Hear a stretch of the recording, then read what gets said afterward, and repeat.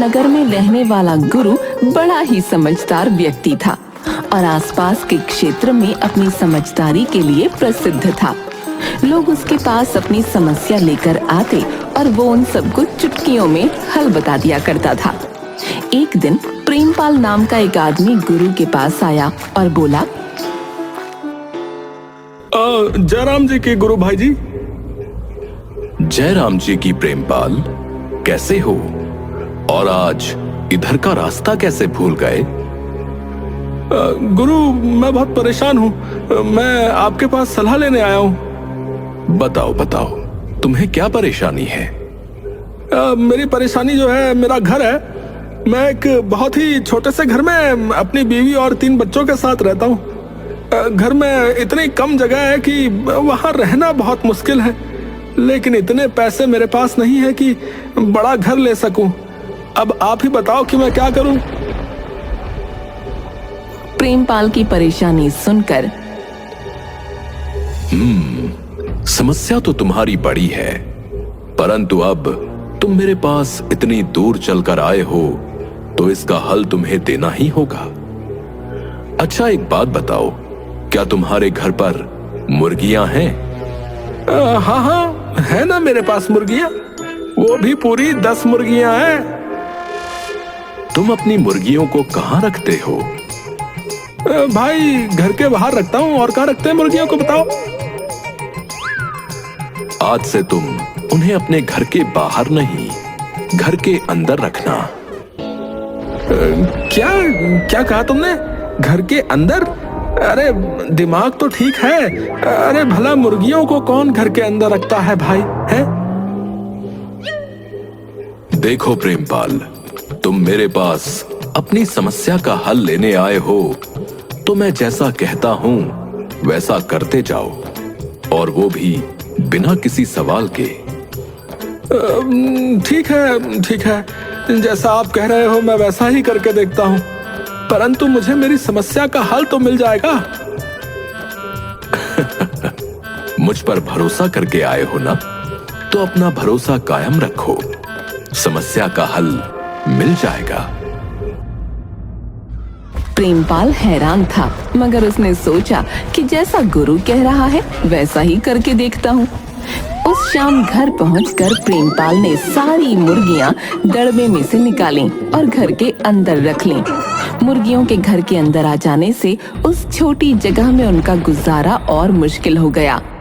1-2 दिन किसी तरह बिताकर प्रेमपाल फिर से गुरु के पास पहुंचा और बोला, गुरु, आपने जैसा कहा वैसा मैंने किया। मुर्गियां घर में रख ली, लेकिन मुर्गियों के घर में आने के बाद तो और भी हाल बुरा है। बताओ अब मैं क्या करूं? तुम्हारे घर में बकरियां हैं? हाँ, मेरे पास पूरी 4 बकरियां हैं। तुम बकरियों को कहाँ रखते हो? अरे भाई गुरु, और कहाँ, घर के बाहर बांधता हूँ उनको। ठीक है, आज से तुम अपनी 4 बकरियों को अपने घर के अंदर ही रखोगे। प्रेमपाल हैरान होकर गुरु को देखने लगा। जैसा कह रहा हूँ वैसा करो। प्रेमपाल घर लौट आया और जैसा गुरु ने कहा था वैसा ही किया। सारी बकरियां घर के अंदर रख लीं। अब घर में और जगह न बची थी। सब के सब बहुत परेशान थे। कुछ दिन उसी तरह रहने के बाद प्रेमपाल फिर गुरु के पास पहुंचा और थोड़ा गुस्से में बोला, मेरा घर भर गया है। मुर्गे और बकरियों के कारण घर में रहना बहुत मुश्किल हो गया है। पाँव रखने को भी जगह नहीं बची है। तुम्हारे घर पर गधा है? तो क्या आप उस गधे को भी अपने घर में रख लूं? हाँ, रख लो। उस गधे को भी आज से अपने घर के अंदर ही रख लो। प्रेमपाल गुस्से में घर चला गया और गधे को भी घर के अंदर ही रख लिया। वो करता भी क्या, उसके पास गुरु की बात मानने के सिवा दूसरा कोई रास्ता भी नहीं था। मुर्गियां, गधे और बकरियों के साथ किसी तरह उसने और उसके परिवार ने कुछ दिन गुजारे। सब बहुत परेशान थे। जब रहा न गया तो प्रेमपाल फिर से गुरु के पास पहुंचा और बोला, ये कैसी सलाह दी है आपने मुझे? मैं तो आपकी बुद्धि की चर्चा सुनकर आपके पास अपनी समस्या का समाधान मांगने आया था, और आपने तो जीना ही मुश्किल कर दिया हमारा। मैं ही गधा था जो आपके पास सलाह मांगने आया था। हाँ, क्या घर में बिल्कुल जगह नहीं है? मैंने पहले ही तो बताया था कि मेरा घर बहुत छोटा है और हम इंसानों के रहने के लिए भी वहां जगह नहीं है। अच्छा, तो ये बात है। इसमें परेशानी की क्या बात है?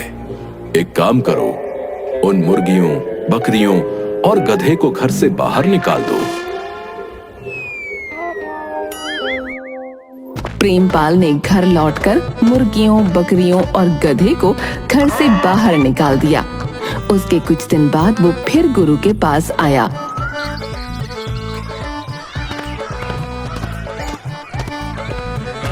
और उसका शुक्रिया अदा करने लगा।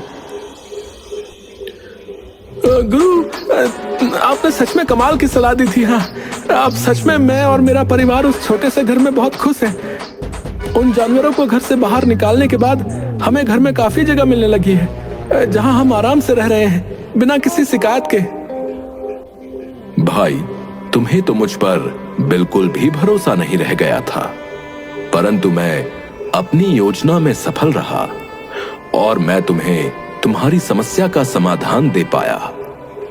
आज तुमने सीख लिया है कि जो तुम्हारे पास है उसका सही तरीके से कैसे उपयोग किया जाए, किस तरीके से प्रबंध करें कि जो है उसके साथ खुश रहें।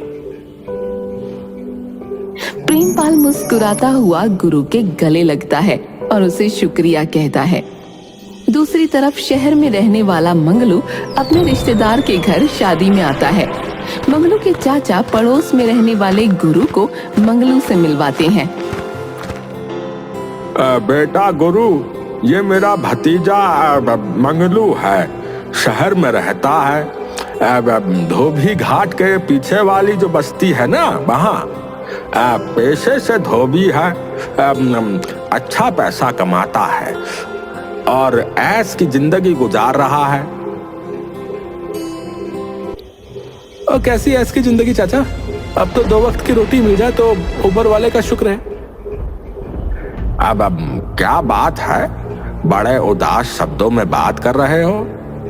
हाँ चाचा, पहले तो धंधा बहुत अच्छा था, अच्छे पैसे कमाता था, लेकिन अब कुछ समय से धंधा मंदा चल रहा है।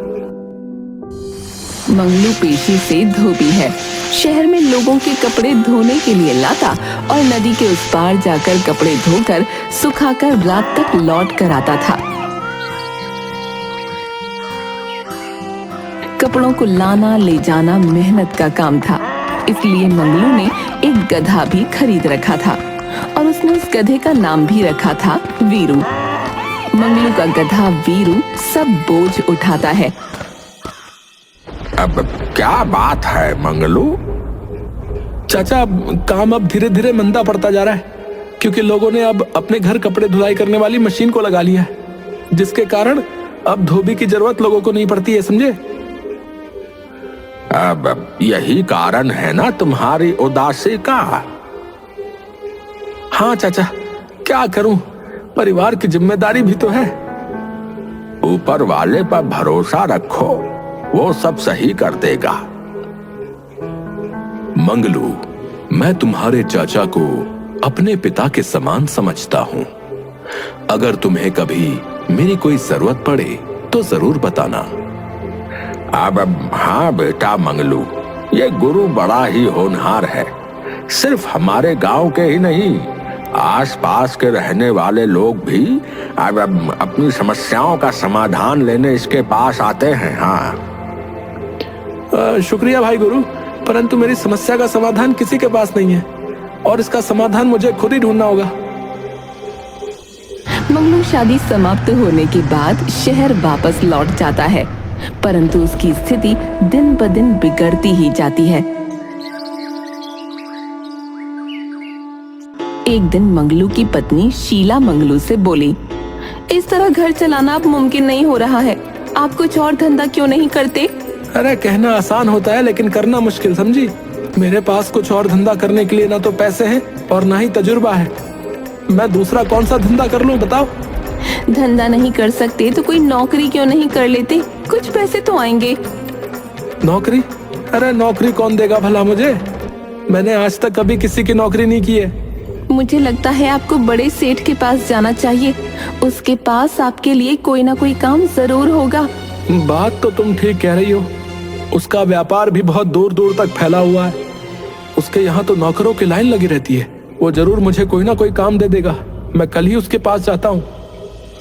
शहर के करोड़ीमल सेठ का व्यापार दूर दूर तक फैला था और उसके यहाँ काफी सारे नौकर काम किया करते थे, लेकिन शहर के लोग उसे करोड़ीमल की जगह बड़े सेठ के नाम से पुकारते थे। सेठ के यहाँ नौकरों की भीड़ लगी रहती थी।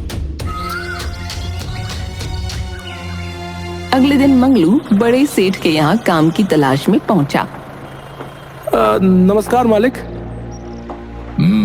नमस्कार नमस्कार। कहो मंगलू, कैसे आना हुआ? बस मालिक, काम जरा मंदा हो गया है। काम कैसे मंदा हो गया? क्या हुआ? आप जानते ही हैं मालिक, सबके घर में कपड़े की मशीन लग गई है तो काम अब मिलता नहीं है। हाँ, ये तो है। तो अब क्या करने का विचार है? कुछ भी काम मिल जाए मालिक, वो कर लूंगा। मेरे यहाँ काम करोगे? जी जी हुजूर, मेहरबानी होगी।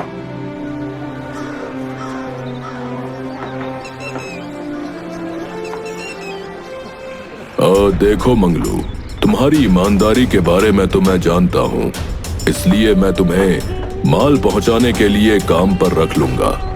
मुझे माल पहुँचाने के लिए आदमियों की जरूरत रहती है। मालिक, मैं पूरी ईमानदारी के साथ काम करूंगा। आपको शिकायत का मौका नहीं दूंगा। मुझे पता है और तुम पर पूरा विश्वास भी है, लेकिन इस काम के लिए तुम्हें किसी सवारी की जरूरत पड़ेगी। कभी कभी माल भारी भी होता है। मालिक, आप उसकी फिक्र मत कीजिए। मेरे पास माल की ढुलाई करने के लिए मेरा गधा वीरू है ना, वो इसमें मेरी मदद करेगा। सेठ ने मंगलू को माल पहुंचाने के लिए रख लिया। मंगलू अब सेठ के यहाँ काम करने लगा था। माल ढुलाई में वीरू उसके बहुत काम आता था। एक दिन मंगलू ने एक साथ 2 बोरे वीरू की पीठ पर रख दिए। बेचारा वीरू इतना वजन उठाकर बड़ी मुश्किल से धीरे धीरे चल रहा था। मंगलू गुस्से में वीरू की पिटाई करता है और उसे पूरा दिन न दाना देता है और न पानी।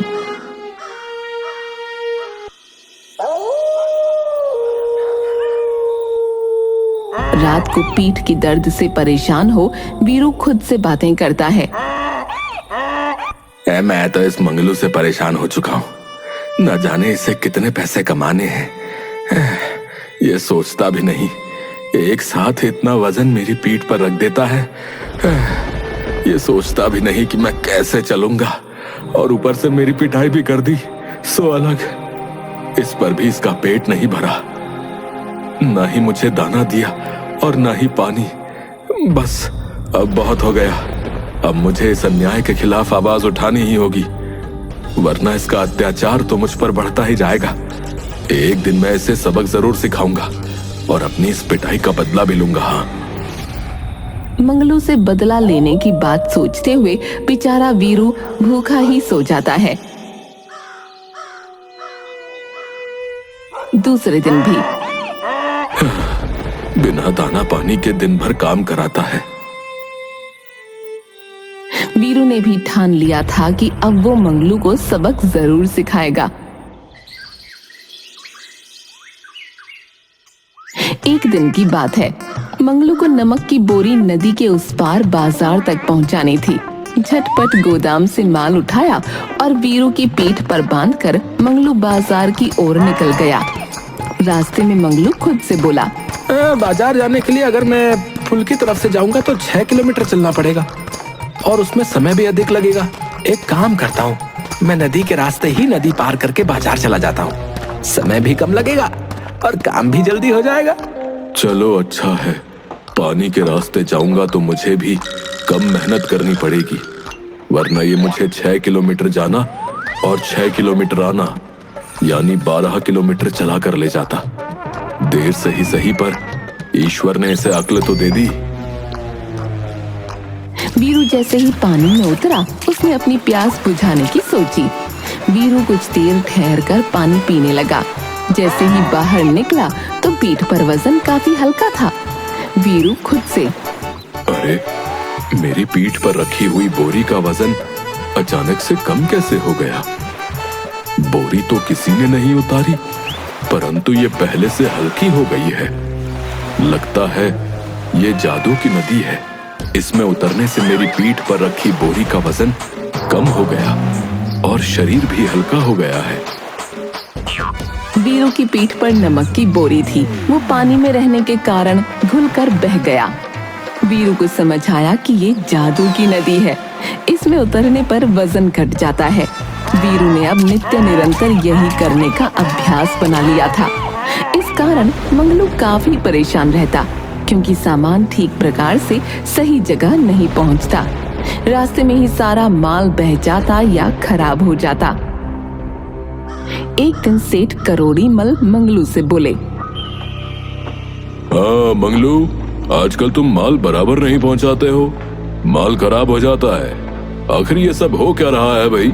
है सेठ जी, ये सब मेरे गधे वीरू की वजह से हो रहा है। वो नदी के रास्ते जाते वक्त नदी में उतर जाता है। मैं उसे कितना भी रोकता हूँ, पर वो नदी के पानी को देखकर प्यासा हो जाता है, जिसकी वजह से ये सब गड़बड़ हो रही है। देखो मंगलू, मैंने तुम्हें तुम्हारी ईमानदारी की वजह से रखा था, और अगर मुझे काम में शिकायत आएगी तो मैं तुम्हें काम से हटा भी सकता हूँ, समझे? इसलिए तुम्हें अपने गधे का जो करना है वो करो, लेकिन मुझे मेरे काम में कोई शिकायत नहीं चाहिए, समझे? ठीक है सेठ जी। घर जाकर मंगलू वीरू को बहुत पीटता है। क्या बात है, इसकी जान ले लोगे क्या आज? भला इतना क्यों मार रहे हो? अरे तुम्हें नहीं पता, कुछ दिनों से इसने मुझे परेशान करके रखा है। रोज सेठ का माल खराब करता है। इसकी वजह से मेरी नौकरी चली जाएगी। आखिर बात क्या है ये तो बताओ। मंगलू शीला को सारी बात बताता है। तो तुम इसे नदी के रास्ते ले ही क्यों जाते हो?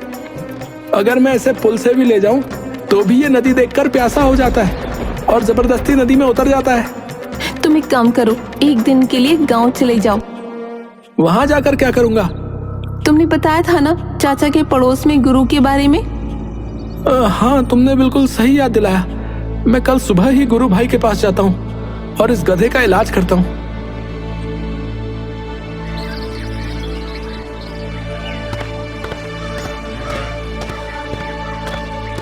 मंगलू गुरु के पास जाता है और उसे अपनी सारी समस्या बताता है।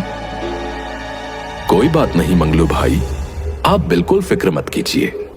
आप वापस शहर जाकर एक बोरी रुई भरकर वीरू की पीठ पर बांध दीजिएगा। उससे क्या होगा गुरु भाई? उसी से सब कुछ होगा। बस मैंने आपसे जैसा कहा है आप करिए। अरे आज तो मालिक ने मेरी पीठ पर काफी हल्का वजन रखा है। लगता है इसकी अक्ल ठिकाने आ गई। अब ये कभी मुझसे पंगा नहीं लेगा। चलो जल्दी समझ गया तो इसके लिए ही अच्छा है। वीरू खुशी से मस्तानी चाल में चला जा रहा था।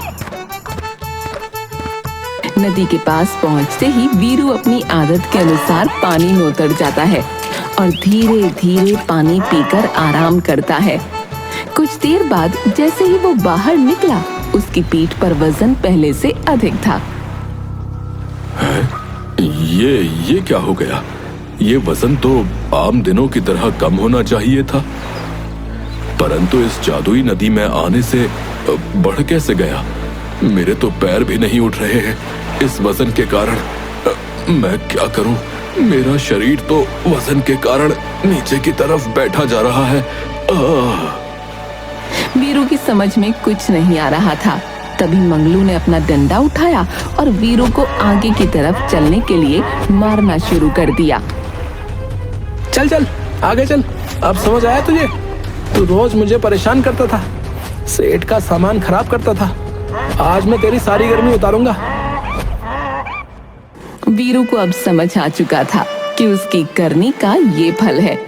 जिस प्रकार वो प्रतिदिन मंगलू को परेशान करता था, आज मंगलू ने बदला लिया है। आज की पिटाई के बाद फिर वीरू ने दोबारा कभी मंगलू को परेशान नहीं किया। जादुई नदी के चक्कर में वीरू की शामत आ गई थी।